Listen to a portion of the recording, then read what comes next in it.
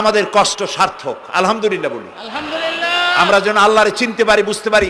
আমার বিশ্বাস করুন, কোরআন আমার সামনে, আল্লাহর কসম, কোন জীবিত পীর, কোন মৃত্যু পীর আমার ভাগ্যের ভালো বা মন্দ করার কোন অধিকার রাখে না, রাখে না, রাখে না। কোন পীর ফু দিয়ে আমার ভাগ্যকে ভালো বানাই দিতে পারবে না, পারবে না, এবং আমার একটা চুলও বাঁকাও করতে পারবে না। খাইরিহি ওয়া শাররিহি মিনাল্লাহ তাআলা। আমার ভালো আমার মন্দ করার একমাত্র মালিক কে? এক আঙ্গুল আকাশের দিকে উঁচু করে চিৎকার দিয়ে বলুন, কে? আবার বলেন, আবার বলেন, আবারও বলুন। হাত নামান। আল্লাহ কবুল করুন, বলেন আমিন। আমার এই বক্তব্য দিয়ে আমি কোনো পীরকে অমর্যাদা করছি না। পীর সাহেবদের কাছে পীর কোন শরীয়তের শব্দ নয়।